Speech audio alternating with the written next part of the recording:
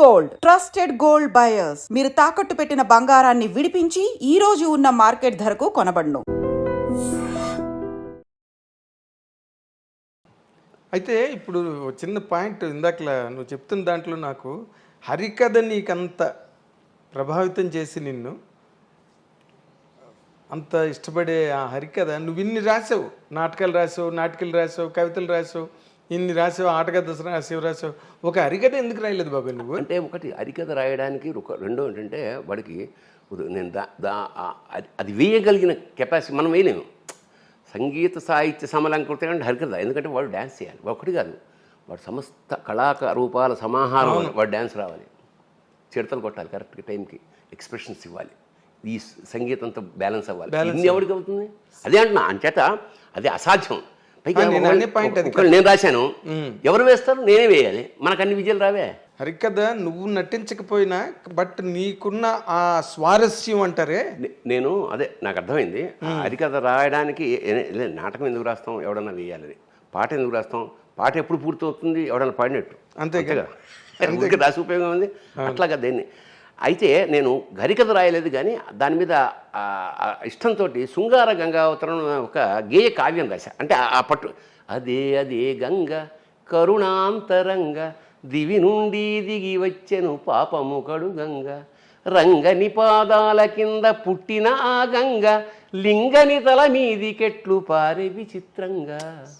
ఇలా గకార ప్రస్తావ మొత్తం శృంగార గంగావతరణ మొత్తం రాశాను. ఓకే, అట్లాగా అది రాయకపోయినా ఇలాగా. బట్ ఇప్పుడు నువ్వు ఎలాగైతే ఆటగది రాసేవా, రాయడం నువ్వు పాడడం వల్ల ఎక్కువ పాపులర్ అయింది. అది రాయడం కన్నా కూడా. అంటే దానికి ఒక నేపథ్యం ఉంది. ఏమిటంటే నేను బేసిక్గా కవిని, కవిత్వం నాకు చాలా ఇష్టం. నేను ప్రబంధ కావ్యాలు, ఇప్పుడు మా నాన్నగారు చిన్నప్పుడు పెద్ద పండితుడు కాకపోయినా మా ఇంట్లో కుమార సంభవం, మేఘ సందేశం ఇవన్నీ ఉండేవి. మా నాన్న చాలా రాగయుక్తంగా అస్తుత్తర స్వాందిసి దేవతాత్మాం హిమాలయో నామనగాధిరాజ పూర్వాపరౌ వారి నిదీక వాహ్య స్థిత పృథివ్యా ఇవమానదండం ఇలా పాడుతున్నప్పుడు అది మేము చాలా బాగుంది అనిపించి అలాగా ఆ కావ్యం చదివేవాళ్ళు అన్నమాట. కశ్చిత్ కాంత విరహ గురుణా స్వాధికారా ప్రమత్వ శాపేనాస్తం గమిత మహిమ వర్షభోగ్యేన భర్తృ యక్షశ్చక్రే జనకతనయ స్నానపుణ్యోదకేషు స్నిగ్ధఛాయా తరుషి వసతిం రామగిర్యాష్. అసలు కాళిదాస్ ఎందుకు గొప్పవాడు అనేది అప్పుడు మాకు చిన్నప్పుడే. మేఘ సందేశం అనేది విరహానికి సంబంధించిన కావ్యం. ఆ ఫస్ట్ శ్లోకంలోనే ఏం చెప్పేస్తారంటే అది రామగిరి. ఇక్కడ జనకతనయ స్నానపు ఆ నీళ్ళు ఎలాంటివంటే జనకతనయ అయిన సీత స్నానం చేయడం వల్ల పుణ్య నదీ జలాలవి. సో సీతకి రాముడికి లింకు పెట్టి ఇది విరహానికి సంబంధించిన కథ అని ఫస్ట్ శ్లోకంలోనే కాళిదాస్ చెప్పేస్తాడు. అట్లా మా జీవితాల్లోకి కాళిదాసు. నేను ఎప్పుడూ గర్వించే విషయం ఏంటంటే మన సంపద అదే. ఈ పుస్తకాలే నా సంపద. ఈ ఐశ్వర్యం, బులాలు, భూములు, కొంపలు అవి కావు. ఎందుకంటే ఏ క్షణమైనా ఆ శ్లోకం చదువుకుంటే మనకు వచ్చే ఆనందం అది మానసిక ఆనందం. అందుకనే సంగీత సాహిత్యాలు ఒక రాక్షస ప్రవృత్తి, అంటే ఒక మృగమే కదా. మనిషి అంటే మృగమే కదా. ఆ మృగి నుంచి మెల్లిగా మార్చాలంటే వాడు ఇదర్ సంగీతము, సాహిత్యము, లలిత కళలో వాటిని సూత్ చేసి వాడిని మనిషిగా మారుస్తాయి. ఒక కవి హత్యలు చేస్తాడు అంటే అది దరిద్రంగా ఉంటుంది. చేయలే. ఒక వీణ వాయించేవాడు పుస్తలతో కాల్చి ఊహించలేం మనం. సో ఎందుకు సున్నితత్వం ఎంటర్ అయిపోతుంది. అందుకని లలిత కళల వల్లనే లేదా సాహిత్యం వల్లనే ప్రపంచం ప్రశాంతంగా ఉంటుంది, ఆనందంగా ఉంటుంది. సాయంత్రాలు ఇంకొక వేరే లోకాలు సృష్టించుకోగలుగుతాం.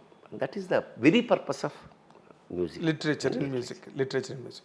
ఇప్పుడు నార్మల్గా అంటే నువ్వు చెప్పిన దాంట్లోని నువ్వు ఫాలో అయ్యే మెథడాలజీలో ఈ సమాజాన్ని బాగా ఇన్ఫ్లుయెన్స్ చేసిన కవులు ఆ తరంలో ఉంటే, తర్వాత తరంలో ఒక వేమన గారు కానీ, ఒక గురజాడ గారు కానీ, తర్వాత శ్రీశ్రీ కానీ, వాళ్ళకి లభించినంత ప్రాచుర్యం కానీ, వాళ్ళకి లభించినంత హీరో వర్షిప్ ఇంకో రైటర్కి ఉన్నదంటే దురదృష్టం తమాషా చూసా. ఈ ఇప్పుడు నువ్వు చెప్పిన పేర్లన్నీ ఒక పీరియడ్ వాళ్ళే వీళ్ళందరూ. శ్రీశ్రీ, కృష్ణశాస్త్రి, చలం, వీళ్ళందరూ ఏదో కట్టగట్టుకుని కావాలని ఇక్కడ పుట్టినట్టే అలా పుట్టారు. ఆ తర్వాత మళ్ళీ అంత గొప్పగా అనేది ఇక ఎప్పుడు ఎక్కడ గురజాడ నాటకం అంటే గురజాడ దగ్గర అయిపోతుంది. అదే అప్పుడు కాళిదాసు నాటకం అంటే గురజాడ పోవడం పోయిట్రీ శ్రీశ్రీ దగ్గర అయిపోతుంది. ఆ తర్వాత ఎంతమంది ఉన్నా కూడా అది ఆశ్చర్యం. ఎందుకంటే వాళ్ళ చిత్తశుద్ధి, నేను అనుకోవడం వాళ్ళ నిజాయితీ.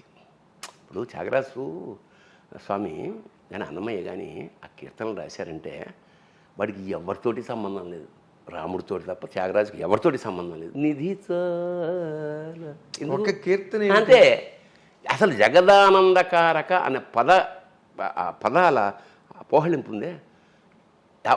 జగత్తు మనకు తెలుసు, ఆనందం తెలుసు, కారకుడు తెలుసు, అది కలిపిన వాడు జగదానందకారక. ఒక్క వాక్యంలో మొత్తం వ్యక్తిత్వం, అంటే దేవుడి వ్యక్తిత్వం, వీడి ఆర్ద్రత అంత ఏక వాక్యంలో చెప్పి అనుభూతి. ఏకవాక్య, దాన్ని ఏమంటారు, ఏకవాక్య సంబోధనం, ఏకవాక్య మహాకావ్యం, ఏకవాక్య మహాకావ్యం. అన్నమయ్యుడు ఇంత మాత్రమున ఎవ్వరుదలచిన అంత మాత్రమే నీవు. అసలు నాకు అప్పుడు అనిపిస్తుంది, అంటే మనకు నమ్మకం నీకు కొండంది ఉంటే ఆడు కొండంది ఉంటాడు. అవును, నీకు ఇంత నాకు అంతే ఉంటాడు. పొద్దున్న నుండి సాయంత్రం లేదనుకో, నువ్వే అంత బిజీ అయితే వాడు ఇంకా బిజీ. సో సాహిత్యంతో కానీ ఆయన మాట, అన్నమయ్య గారు రాసిన మాట నాకు ఒకటి ఎంత ఇష్టం అంటే, ప్రియుడికి రాసిన పత్రిక కాదు కదా అని. ఈ కన్నీళ్ళు, ఈ కళ్ళ చూపులు గుచ్చేసి ఆ నెత్తురుతో రాశాట. అసలు ఎంత పోయిటిక్ సెన్స్ దాంట్లోని.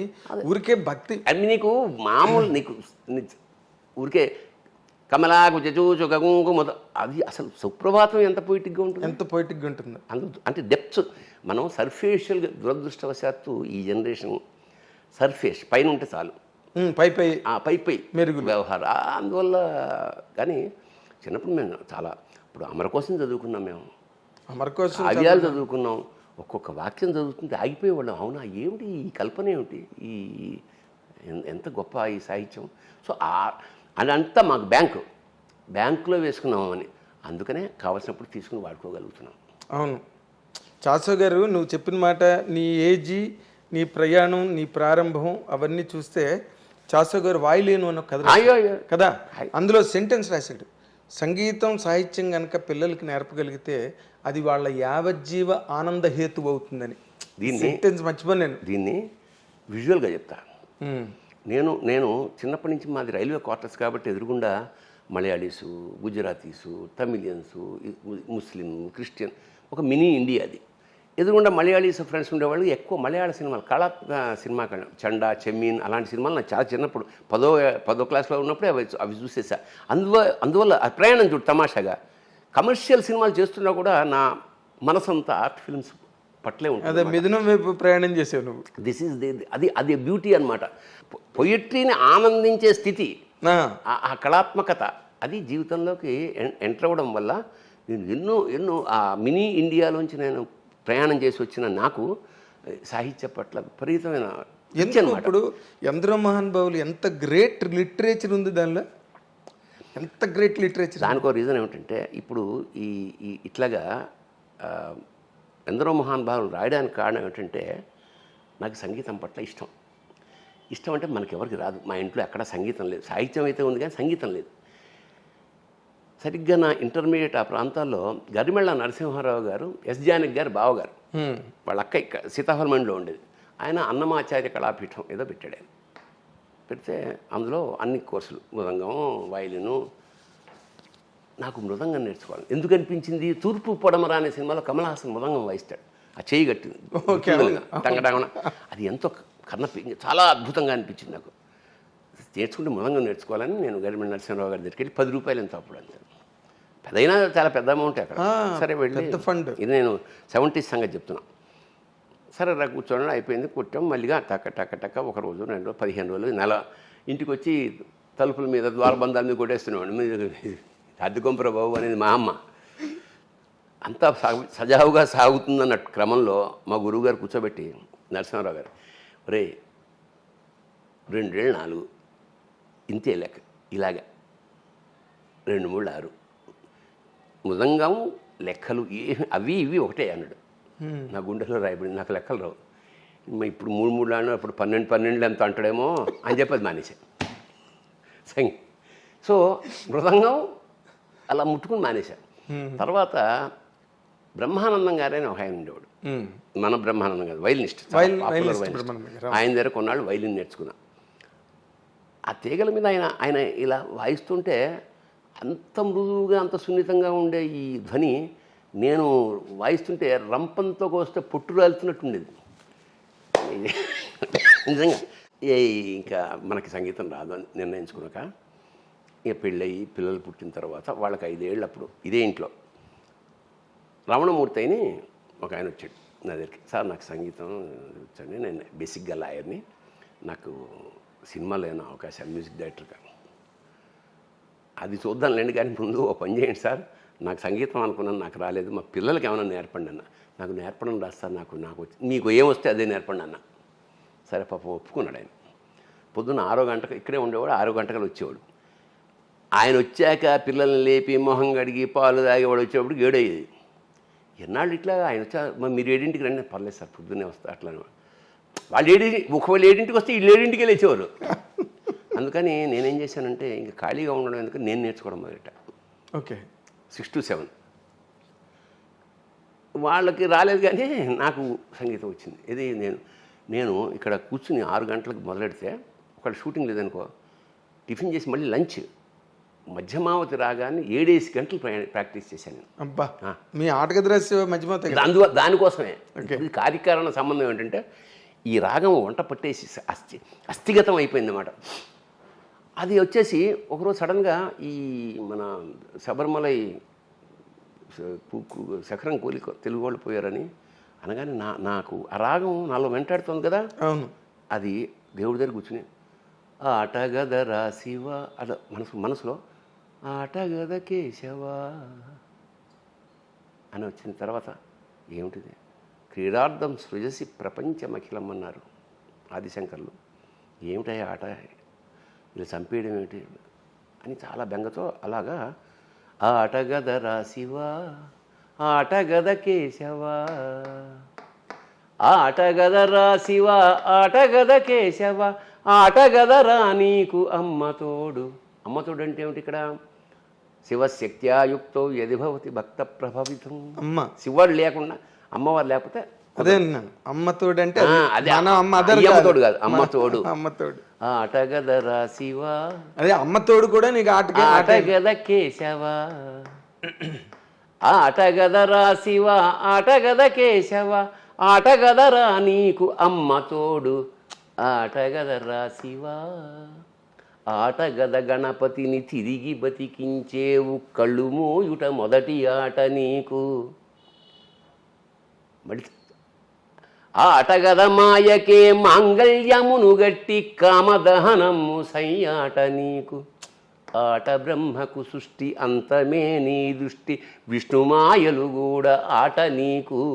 ఆట చదువుల తల్లి ఆట బంగారు వల్లి ఆట చదువుల తల్లి ఆట బంగారు వల్లి ఆటగద శ్రీచక్ర సంచారిణి ఆటగదరా శివా ఆటగద కేశవా.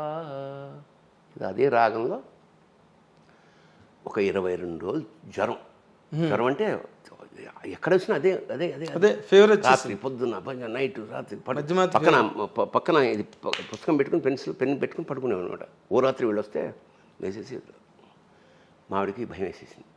పిచ్చెక్కింది.